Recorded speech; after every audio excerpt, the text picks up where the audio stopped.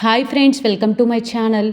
ఇక గగన్కి క్షమాపణ చెప్తూ ఉండగా ఇప్పుడు మాట్లాడుకుంది చాలు, క్షమాపణలు తర్వాత, ముందైతే మీరు ఆలస్యం చేయకుండా తన మెడలో తాళి కట్టండి అనగానే వంశీ ఇక తాళి కడుతూ ఉంటాడు. గగన్ వెంటనే జేబులో ఉన్న ఫోన్ తీసుకొని వీడియో అంతా కూడా షూట్ చేస్తూ ఉంటే తాళి కడుతూ ఉండగా ఇందు మాత్రం చాలా అంటే చాలా సంతోషపడుతూ ఉంటుంది. వంశీ కూడా చాలా సంతోషపడుతూ ఉంటాడు. ఇందు జీవితం నిలబెట్టినందుకు ఇందు తల్లి, మీరా, అలాగే కృష్ణప్రసాద్ అందరూ కూడా చాలా అంటే చాలా మురిసిపోతూ ఉంటారు. ఇందు తన మెడలో పడిన తాళిని చూసుకుంటూ మురిసిపోతూ ఉంటుంది. అందరూ కూడా చాలా సంతోషపడుతూ ఉంటారు. ఇకపోతే కృష్ణప్రసాద్కి వీడియో సెండ్ చేయడంతో కృష్ణప్రసాద్ ఇక ఇందు పెళ్లి జరిగిన వీడియో అంతా కూడా చూస్తూ చాలా సంతోషపడుతూ ఉంటే గగన్ వెంటనే ఇక శరత్చంద్రకి ఫోన్ చేస్తాడు. మిస్టర్ శరత్చంద్ర, వీడియో చూసావు కదా, నువ్వు కోరుకున్నట్టే నీ మేనకోడలు పెళ్లి చేశాను అనగానే శరత్చంద్ర ఫోన్లో ఏం మాట్లాడకుండా సైలెంట్గా ఉండిపోతాడు. నువ్వు కోరుకున్నట్లే పెళ్లి జరిగిపోయింది కదా, ఇప్పటికైనా మా అమ్మను వదిలే, లేకపోతే నాకున్న కోపానికి ఇక్కడ ఎవరూ మిగలరు అనగానే మీరా ఒక్కసారిగా షాక్ అయిపోతుంది. కృష్ణప్రసాద్కి మాత్రం బాగా కోపం వస్తూ ఉంటుంది. వెంటనే శరత్చంద్ర ఈ విధంగా అంటూ ఉంటాడు, నాకు కావాల్సింది నా మేనకోడలి పెళ్లి జరగటం, అది జరిగింది కదా, మీ అమ్మను ఇక ఇంటికి పంపించేస్తాను అని ఈ విధంగా అంటూ ఉండగా ఇందు అలాగే వంశీ ఇద్దరు కూడా దగ్గరుండి గగన్ పెళ్లి చేసినందుకు ఇద్దరికి కూడా చేతులెత్తి దండం పెడుతూ ఉంటారు. ఇక గగన్ ఆవేశంగా అక్కడి నుంచి వెళ్ళిపోతాడు. వెంటనే ఇక రౌడీలకు ఫోన్ చేసి శరత్చంద్ర ఈ విధంగా అంటూ ఉంటాడు, ఆ గగన్ గడు నా మేనకోడలు ఇందు వంశీల పెళ్లి చేసేసాడ్రా, ఇక ఆ శారదతో మనకి పని లేదు, తనని వెంటనే వదిలిపెట్టేయండి అనగానే సరే సార్ అని చెప్పేసి అంటూ ఉంటారు. ఆవిడతో మనకి పని లేదురా, సార్ చెప్పారు వదిలేమని, ముందు ఆవిడ్ని వదిలిపెట్టండి అనగానే శారద ఆ మాటలు విని ఇక రౌడీలు వెళ్ళిపోమనగానే బయటకు వస్తుంది. అటు నుంచి అపూర్వ అలాగే గోరింటకి పిన్ని నడుచుకొని రావడం చూసి ఒక్కసారిగా షాక్ అయిపోతుంది శారద. వెంటనే అపూర్వకి నమస్కారం మేడం, నమస్కారం మేడం అని చెప్పి అంటూ ఉంటారు. సార్ ఆవిడని వదిలేయమన్నారు మేడం అనగానే మీరు వదిలేస్తారని తెలిసి నేను వచ్చాను అనగానే రౌడీలు ఒక్కసారిగా షాక్ అయిపోతారు. వెంటనే ఇక రంగా ఒకటి అడుగుతాను, నీకు ఇంతవరకు పెళ్లి కాలేదని బాధపడుతున్నావని విన్నాను, నిజమేనా అనగానే అవును మేడం అని చెప్పి రంగా అంటూ ఉంటాడు. నీకు పెళ్లి చేయాలనుకుంటున్నాను రా అనగానే అవునా మేడం, ఎక్కడుంది మేడం అమ్మాయి అనగానే ఇంకెవరు ఈ శారద అనగానే ఒక్కసారిగా శారద షాక్ అయిపోతుంది. అపూర్వ ఏం మాట్లాడుతున్నావు నువ్వు అని ఈ విధంగా శారద అంటూ ఉంటే రంగా మాత్రం మేడం అంటూ కాళ్ళ మీద పడి నాకు ఇన్నాళ్ళకి పెళ్ళి కుదిరిందనమాట అని సంతోషపడుతూ ఉంటాడు. మేడం మీరు డబ్బులతో పాటు పిల్లని కూడా ఇస్తున్నారనమాట, మీకు గుడి కట్టి పూజ చేసుకుంటాను మేడం అని అనగానే వెంటనే ఇక అపూర్వ అలానే చూస్తూ ఉంటుంది. శారద మాత్రం బాగా కోపం వచ్చి ఏంటి అపూర్వ నువ్వు చేస్తుంది ఏంటి అని అడగగానే అపూర్వ ఈ విధంగా అంటూ ఉంటుంది, నా కొడుకు తెలిసి నిన్ను చంపేస్తాడు, ఇదంతా మోసం, అనుకున్న మాట ప్రకారం నా కొడుకు ఇందు వంశీల పెళ్లి చేశాడు, నన్ను వదిలిపెట్టమని శరత్చంద్ర గారు చెప్పారు, నువ్వేంటి ఇప్పుడు వచ్చి పెళ్ళి అని మాట్లాడుతున్నావు అనగానే నోర్మి అని చెప్పి రాములమ్మ అని పిలవగానే ఏంటి మేడం అని చెప్పి అంటూ ఉంటుంది. దీన్ని లాక్కెళ్ళి పెళ్లి కూతుర్ని చేయండి అనగానే ఒక్కసారిగా షాక్ అయిపోతుంది శారద.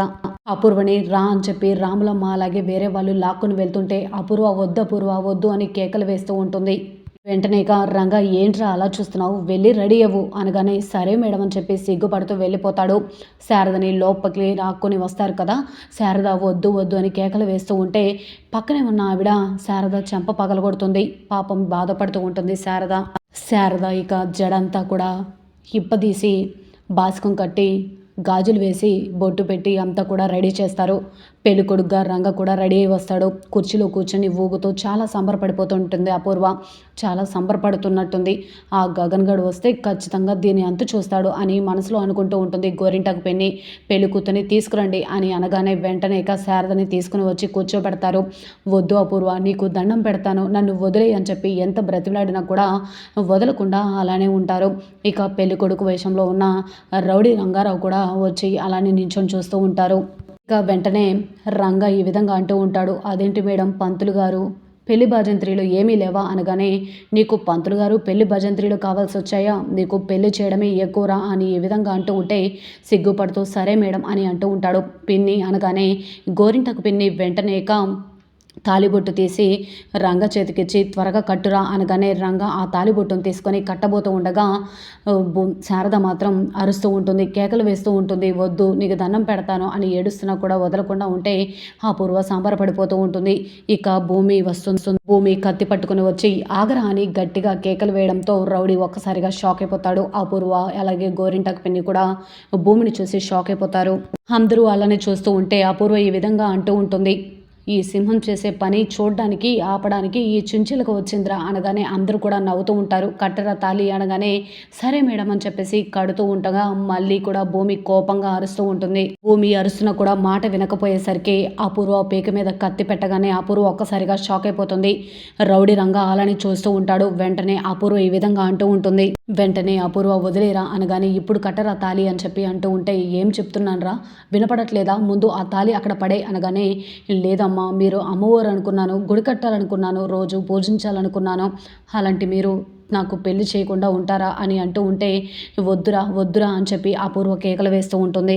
అపూర్వ ఎంత చెప్పినా రౌడీ వినకుండా లేదు మేడం, మీరు మాకు డబ్బులు ఇచ్చి పోషిస్తున్నారు అంటే మీరు మాకంటే పెద్ద రౌడీలు, మిమ్మల్ని అస్సలు క్షమించకూడదు అన్నట్లుగా తాళి కట్టబోతూ ఉంటే భూమికి ఏం చేయాలో అర్థం కాక ఆ రౌడీ దగ్గరికి వెళ్ళి పీకకు కత్తి పెట్టగానే అపూర్వ అలాగే గోరింటకు పిన్ని షాక్ అయిపోతారు. ఇక వెంటనే శారద పైకి లేస్తుంది.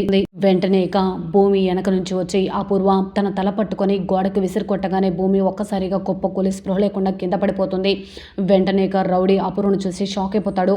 అమ్మ, అమ్మోరు తల్లి, నన్ను క్షమించు, ఏదేదో వాగాను, నాకు కావాల్సింది పెళ్ళమ్మ, అంతకుమించి ఇంకేమీ వద్దు అన్నట్టుగా మాట్లాడుతూ ఉంటే అపూర్వ అలాగే వాళ్ళ పిన్ని ఈ విధంగా అంటూ ఉంటుంది, ఏంటే తను అలా మాట్లాడినా కూడా నువ్వు ఇంకా వాడికి ఇది విధంగా పుట్టలో పాము పోసి కాటేసుకున్నట్టు ఈ విధంగా వాడు మాట్లాడినా కూడా నువ్వు ఇంకా ఇలా చేస్తావా అనగానే మనకు కావాల్సిన సంగతి మర్చిపోతున్నావా, ఆ శారద మెళ్ళో ఖచ్చితంగా వీడి చేత తాళి కట్టించే తీరాలి అని చెప్పి అపూర్వ అంటూ ఉంటే అప్పుడే ఇక కోపంగా గగన్ వచ్చి అపూర్వ అని గట్టిగా అరవడంతో ఒక్కసారిగా షాక్ అయిపోతుంది.